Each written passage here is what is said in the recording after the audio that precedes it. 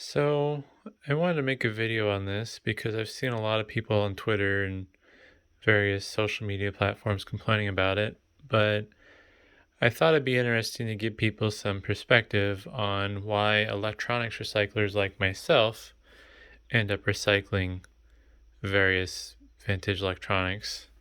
And I have a couple examples. This is my desktop room, kind of. It's kind of flooded right now with crap. It's got too many projects going on. But I wanted to give this PC here as an example, which is a Dell Dimension L700CX. This has a 700 megahertz Celeron processor in it with 128 mega RAM and a 80 gig drive. And this is one of those things where if I wasn't willing to store it for a long period of time, I would have just recycled it for the scrap metal. And based on what I'm seeing on eBay, these are bringing around $100, including shipping. It's probably going to cost me, I would say at minimum $25 to package and ship. That's including your label costs. I generally, when I calculate my fees on eBay, I figure I'm going to pay about 10% in fees, even though I think this particular item would be 6.5%. But there's also fees on like sales tax, so some of that kind of spills over and it ends up being realistically like 7.25% of the actual sale price. But yeah, so it's gonna cost me $25 to properly pack and ship this, another $10 in fees. So I'm already out $35 just to sell this $100 item. But then on top of that, since e-commerce kind of sucks, especially with eBay, I have to worry about my customer being a problem. So I'm not going to sell this with an operating system installed on it, which means the customer is going to be smart enough to do that themselves. And you would say, oh, well, somebody's buying a vintage computer. They're probably going to know what they're doing. But I've genuinely found that's not the case. Maybe not specifically with like vintage PCs, but I've sold a lot of items over the years where my thought process was, oh, well, the person that's buying this should know what they're doing because this isn't like a common item. But there's always that risk of that not being the case.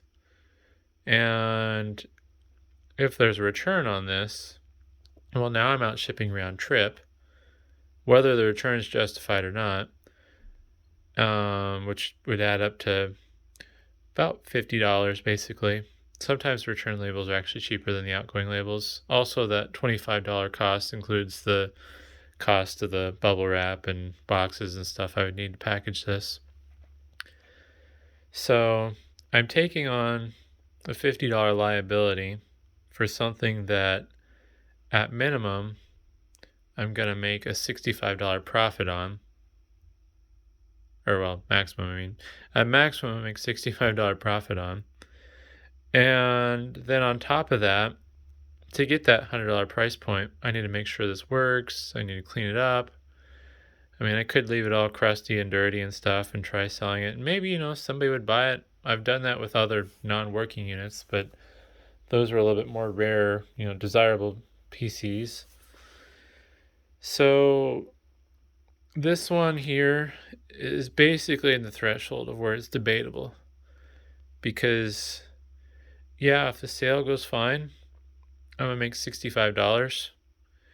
I'm probably going to have an hour and a half of my time tied up into this. So, the amount of money I make per hour is not going to be great. And the risk is debatable. I would like to think that whoever buys this is going to know what they're doing and then probably never see this again. But when you're doing e-commerce, you really have to factor in for that. So if this comes back, I'm going to be out $50 that I can't recover. And if I sell it again, well, now I'm going to be out the $50 from the first sale. I'm going to be out another $25 because I'm not going to be able to reuse the original packaging materials, and I'm going to pay for a shipping label. And I'll still be out the $10 in fees. eBay basically, when you cancel or refund a sale, they refund the fees. But it's going to cost me $85 to sell this if it comes back. Well, if I sell this for scrap metal, I'm going to get $5. It's going to take 5 minutes of my time to process this. And I basically get a guaranteed check. There's no, oh, well, it's a scrap yard. You can be like, oh, well, the scrap prices have dropped, so I want my money back, and you can have your stuff back. There's no like stupid childish games. It's just once the item sells to the scrap yard, it's gone forever, and you don't have to worry about it. And you get what's basically cash. I mean, it's a check, but the check is basically as good as cash. So that's kind of with this particular machine. That's why it's borderline almost not worth selling. Because if something goes wrong, I would have been better off just scrapping it. And I got another machine here on the floor, which I need to probably work on or put back where it belongs. I brought it out because I need to test something, but this is an Optiplex GX620. In theory, I should be able to get $100, including shipping, out of this. And this one's actually a bigger risk to sell than that one. Mostly because this one's going to cost me $35 shipping and handling. So it's going to cost me $45 to sell this. And I'm only going to make a $55 profit. And it's probably going to take me a little bit less time to test this than it took to test that, just because with these newer machines, I usually have drives that are pre-installed with Windows that I can swap around and then do my port testing. Since these are so big and heavy, it's too big of a risk to not go through the thorough testing procedure. If it was something like, I'll just grab a part off behind me. It's like this network card. This network card is not worth my time to test.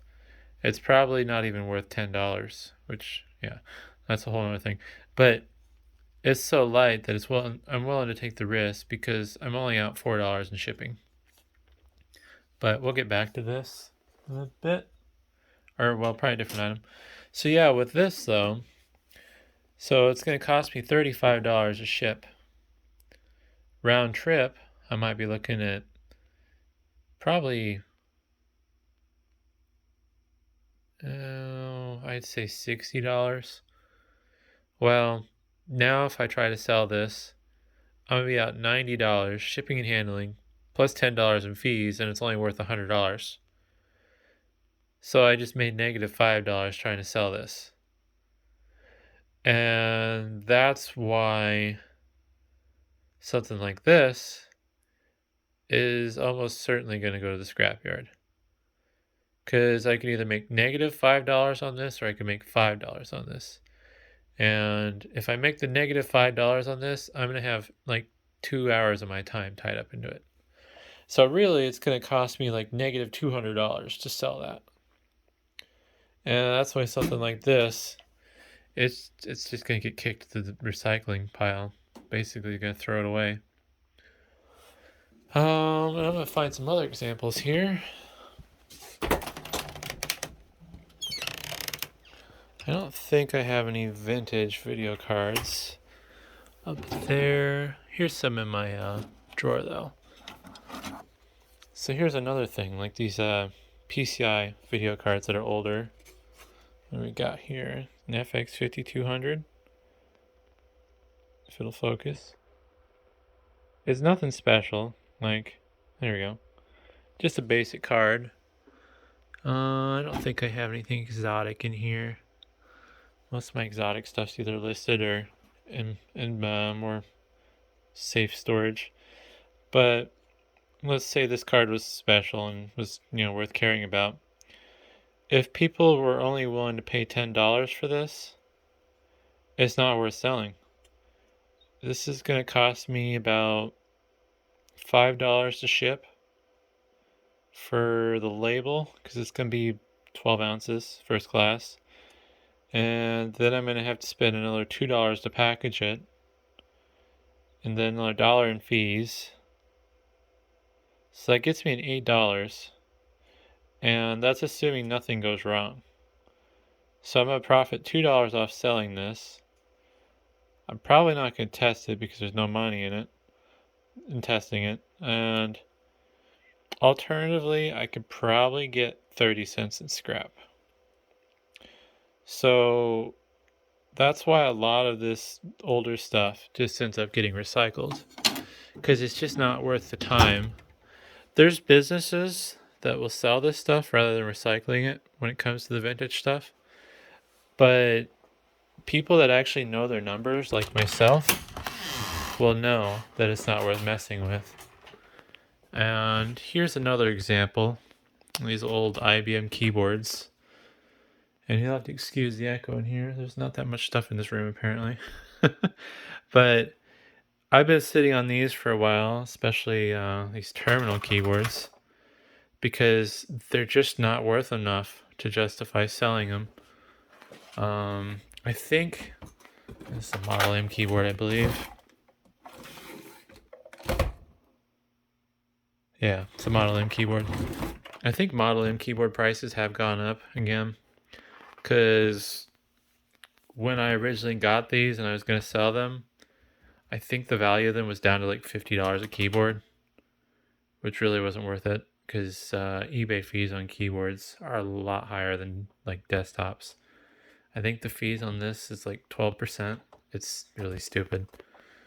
But yeah, I mean, to get $50 out of this keyboard when it was worth that much, I would have had to clean the keys, I would have had to test it, and I think something like this, shipping and handling,